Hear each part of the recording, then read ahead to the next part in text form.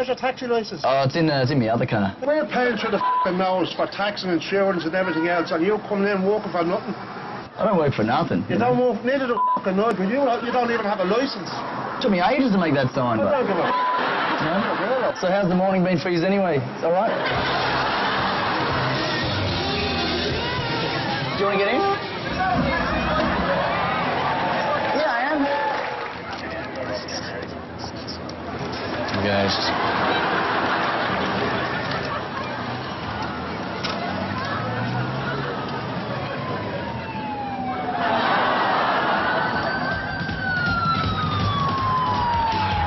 Yeah, no worries.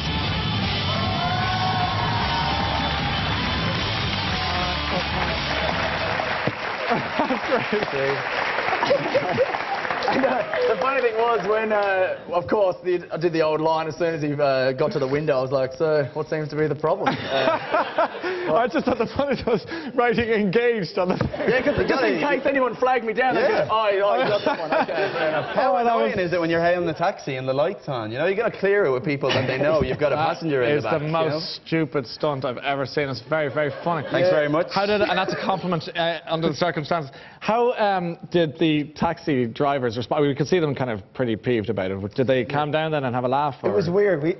Excuse me. We did that over 2 days, and the first day they were going, we were going, oh, we were in a crush at the weekend, and this is the only car we could get our hands on. I don't know why I was putting on a Dublin accent, because I'm from Dublin anyway. But I started saying things like, you know what I mean? Just at the end of every sentence. And eventually then, we'd say all this, that we were in a crash, and they just go, well, fair play to you for getting back out on the road, But that one, they were going mental that day. So most of them were like having a laugh with us and going, fair play to you, and all the rest of it. That was okay. In terms of the dares that are suggested from the audience, what are the most peculiar ones that you just go, oh, come on, that's ridiculous. There's a couple There's a few mental ones. There's some that we wanted to try, but we can't. One's like start a Mexican wave during Mass. Yep.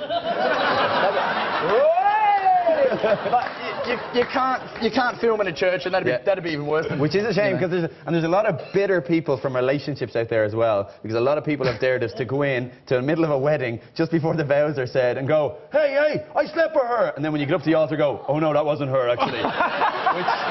which is just mental. That's just so bad. We're thinking, we should do that whenever. We just do it anyway.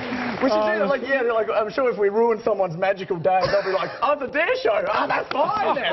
Where do we sign off on that one? That's great. There is mental ones. And were there hard ones? I mean, Andrew, for you, there was ones that you went, okay, I'm going to do it, but it's impossible, or it's a tricky one? Yeah, there is.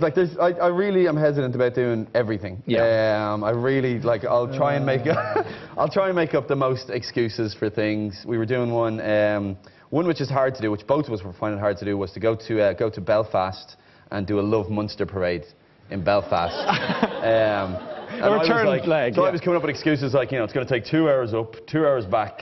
We'll spend an hour in the bank changing our money. It'll take ages, We probably shouldn't do it. But then there is ones which are mental, which the pain ones are all right. The piercing nipples and waxing and things like that, they're fine because, you're not getting embarrassed. It's the confrontation ones that are weird. And especially, there's one we did, which is in the next episode, which was the hardest one, I think, for both of us to do, because you have to act in it. And we're not good actors at all. It was to go out for a day, and no matter what you do, spend the day with your imaginary friend.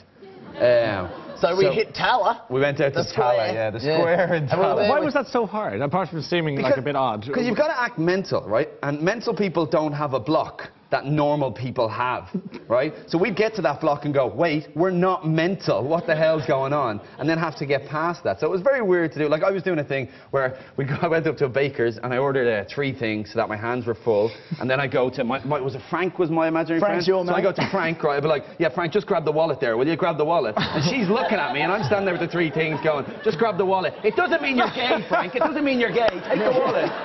Right? And then eventually you just have to walk off and they're just looking at you going, what the hell just happened there?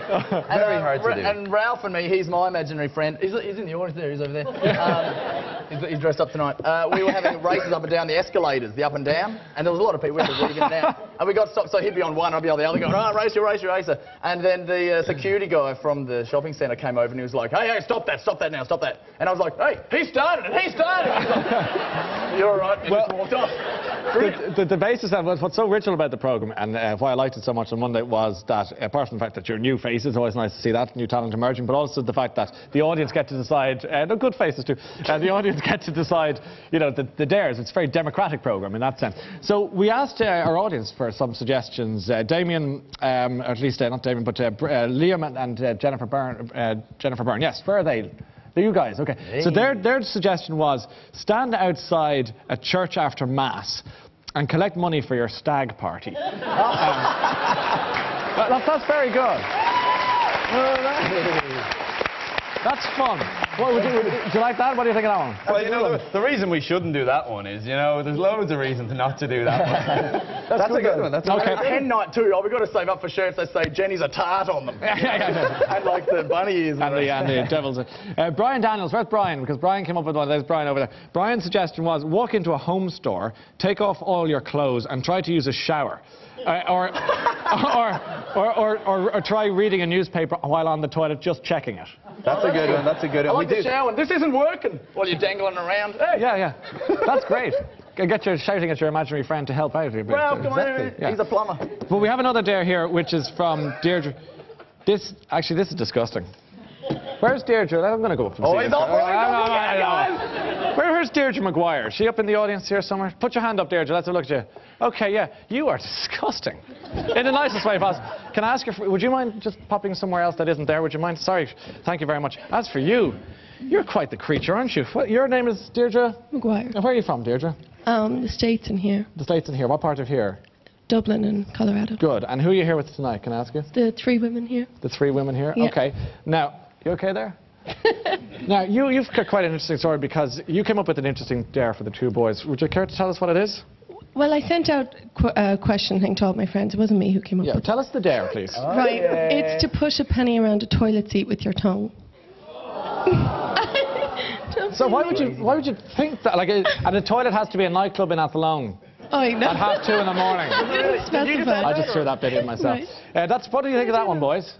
Not bad. What the hell's wrong with you? I don't know. How many times have you been over a toilet in a nightclub vomiting and then gone, this would be a really good dare? Give us a penny, quick. Do you know what? She did say a good few times, by the way, in answer to that question. Now, seeing as that dare is so disgusting, we thought that Andrew and Damian should really have the chance to dare you back. So they checked out your Bebo page and realised that you like to dress up, on occasion, in a bunny costume. Would you like to see the ladies and gentlemen?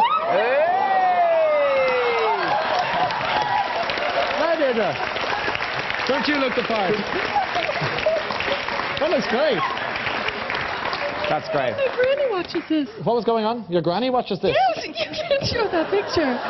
Can I just say, what's your granny's name? Oh, no, we're not telling no. Why, she's not going to recognise you? What, dressed as a bunny? Anyway, Granny, it's fine. We'll look after her. Gentlemen, what's your dare for Deirdre? Give her a dare back. All right, seems like you look so good in a rabbit suit. We've got a rabbit costume of your own. And Deirdre, I hope you like singing, because you're going to sing a bit of a song. With the Camembert Quartet? With the Camembert Quartet. In a bunny costume.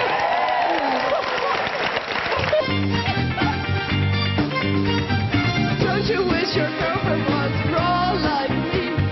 Don't you wish your girlfriend was fun like me? Don't just... Gotcha. Oh, well done. Mad as a March hare. Okay. I think, you poor creature, I think we say well done to Deirdre. You've won a Newbridge clock for everyone in the audience. Well done. In fact, with that fantastic performance, she's also won herself her very own €500 shopping voucher. Well done, hop off. Okay, good stuff and great fun. By the way, just before I leave the Idaria story, I want to tell you that Idaria and the guys are on Monday nights on RTE2 at 9:30, so you can catch them there.